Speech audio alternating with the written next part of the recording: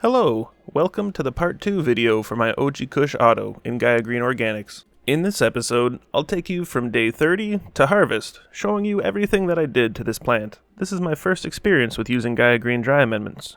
Unfortunately, because of the way that I record and edit, it was too late to apply any suggestions that were given from you guys in the comments. A big thank you to Spiderfarmer for sponsoring my videos and making them possible. Use code BASEMENT for a discount. Today is day 34, which is 3 days after this plant's part 1 video.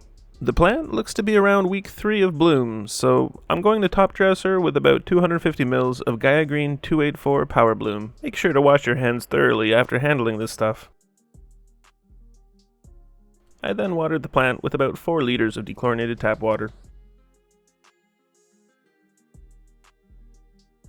If you're into gardening, be sure to check out the community Discord, where you can talk with other like-minded gardeners. You'll find a link in the bottom of the video description.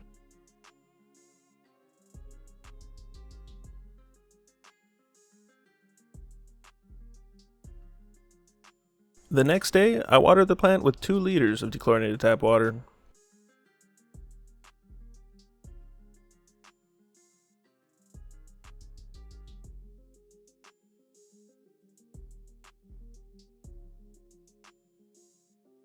Two days later, on day 38, I watered her with another 3 liters of dechlorinated tap water. 2 days later, on day 40, she got another 3 liters.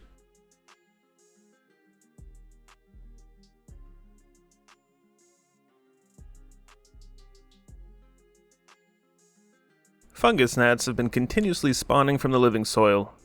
The yellow sticky traps are good for getting some of the adults, but they're mostly only good as an indicator. To properly mitigate the buildup of fungus gnats, I'll be adding diatomaceous earth to the top of the soil. Diatomaceous earth is composed of microscopic shards of silica, which cut flies and larvae, causing them to dehydrate and perish. You may have noticed that some of my other plants aren't looking too happy.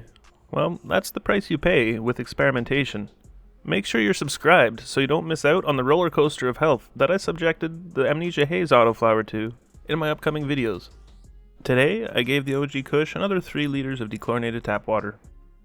Normally, soils in my 27 liter pot can accept up to 7 liters of water before it's reached full saturation and water starts to run out from the bottom of the pot. You guys in the comments gave me some great advice on different methods to try and different wetting agents to add into the water. I really appreciate that, thank you. Although I could have done more, I was curious about how the plant would do if I just continued watering to runoff, then allow that runoff to be absorbed back into the bottom of the pot. I would try to water more frequently and see the result from potentially uneven distribution of water in the soil. So far, the plant is producing a lot of buds, which have a fantastic smell and appear to have a nice potency. The density of the bud is most definitely lacking.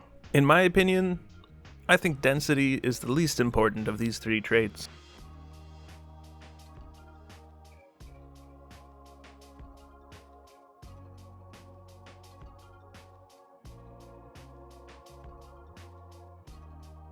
Today, I gave her another 3 liters of dechlorinated tap water.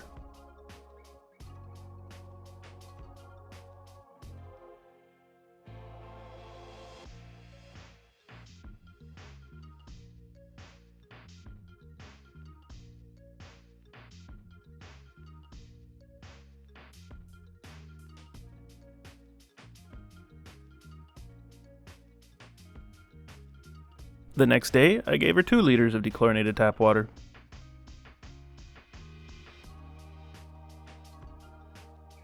It's 4 days later, and I'm finding it really interesting how goofy this foxtailing's coming along. She's getting closer and closer to harvest as more of her hairs start turning from white to brown. To more easily seed the soil, I removed a few of the bottom leaves on this side of the plant. When I picked up my Gaia Green supplies, the owner of the store gave me this bag of bokashi, so I figured I'd top dress it, just for fun. I added about 75 ml and worked it into the soil with my fingers. I then gave her about 4 liters of dechlorinated tap water and allowed the runoff to reabsorb back through the bottom of the plant.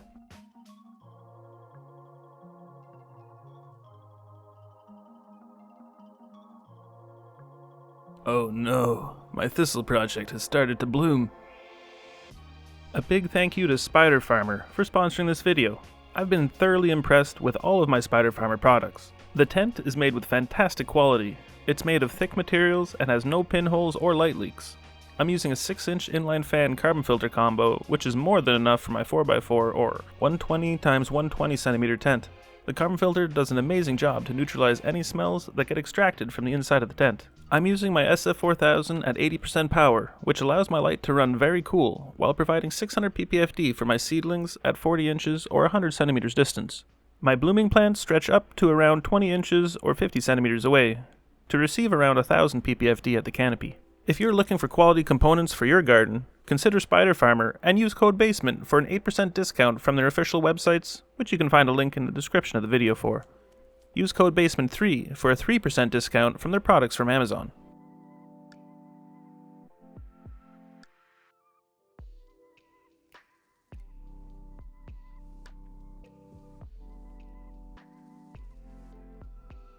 Two days later, on day 54, I watered her with another 3 liters of dechlorinated tap water.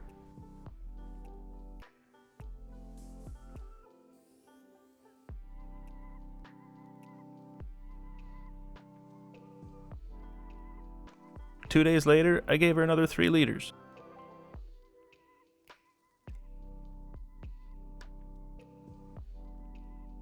Another 2 days passes by, so I give her another 3 liters.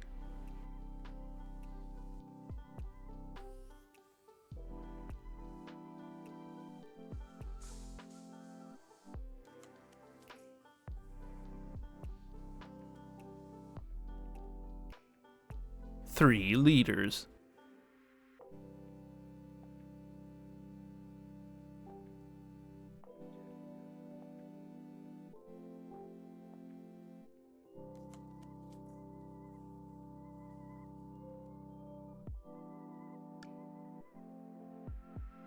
Three days later, on day 63, and she's looking just about done. The buds are getting heavy, the leaves are yellowing off, and I'm getting tired of watering this plant every 2 days. This one branch in the back is getting a little bit too heavy for its own good, so I attach a little bit of gardening wire up to my light, and cinch it up a bit to give it some support.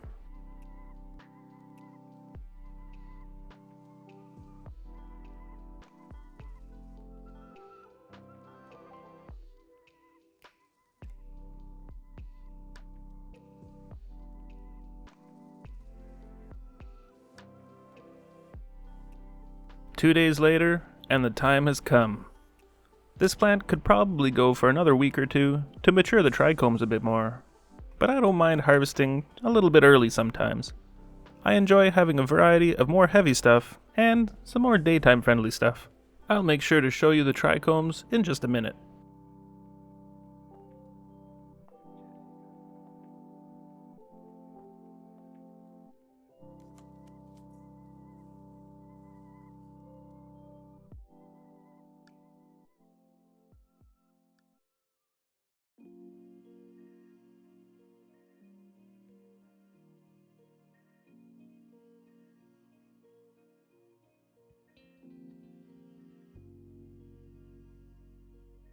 I wish there was a way to share the smell that this plant is putting off.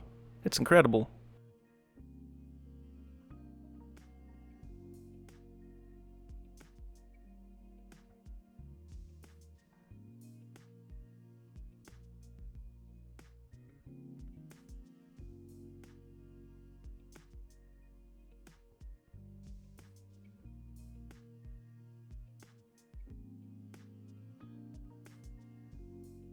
I find that it's ideal to harvest when the amount of trichomes are between 15% and 30% amber trichome heads. This plant is probably around 1 to 5% amber trichomes, while most of the trichomes have transitioned from clear to cloudy.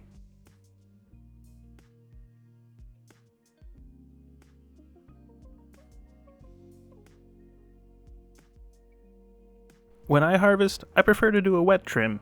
It's a lot easier and convenient to do so. The plant dries faster, which reduces the risk of bud rot and mold, as well as it's a lot easier to trim the plant when it's wet, because the leaves are pointing away from the bud and not laying against it.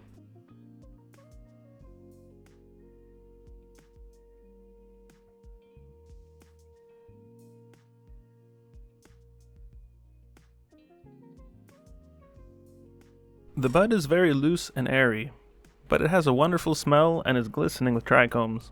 This plant will be perfect to process into edibles, although it could be consumed the old-fashioned way.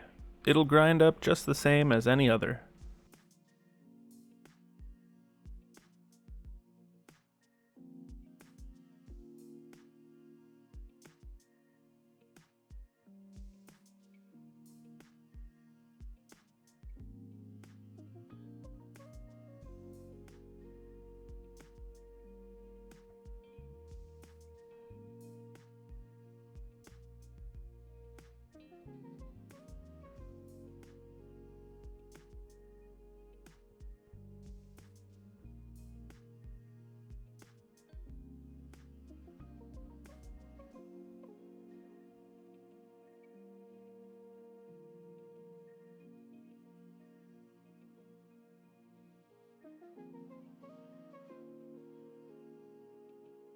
Since I'm planning to process this plant down into edibles, I don't need to be so precise to trim off all of the sugar leaves, since it's all going to be going to the same place anyways.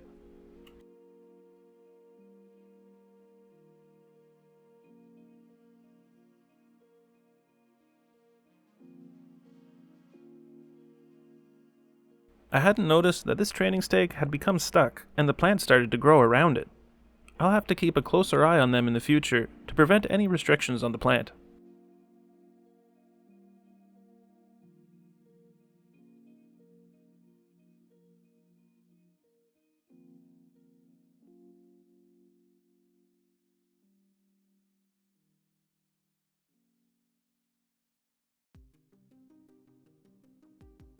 After 8 days of hang drying, the bud had stopped shrinking and all of her water weight had dried up.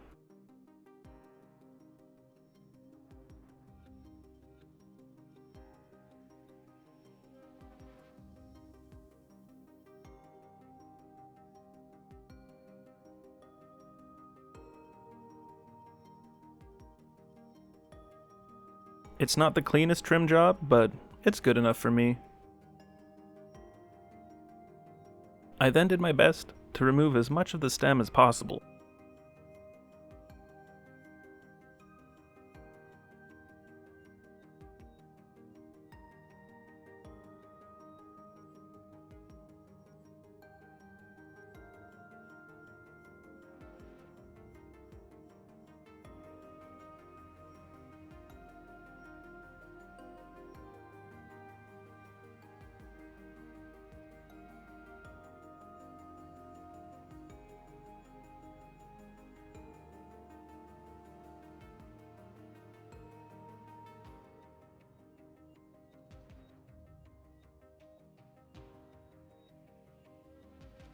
And now for the moment of truth.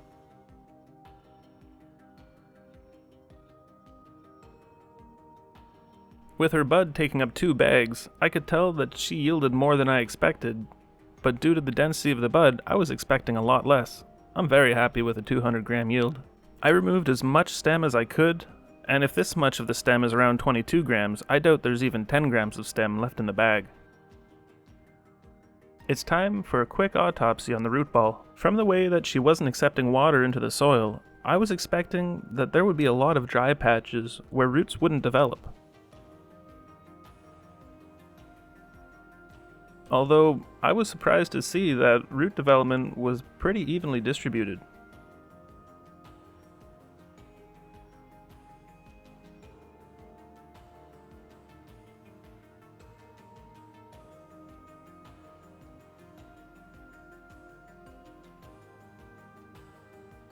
Thank you so much for watching. I hope you enjoyed this episode of How I Grow. If you liked the video, please leave a like and subscribe to stay tuned for my future uploads. Another big thank you to Spiderfarmer for sponsoring and making these videos possible. Use code BASEMENT for a discount from their official websites.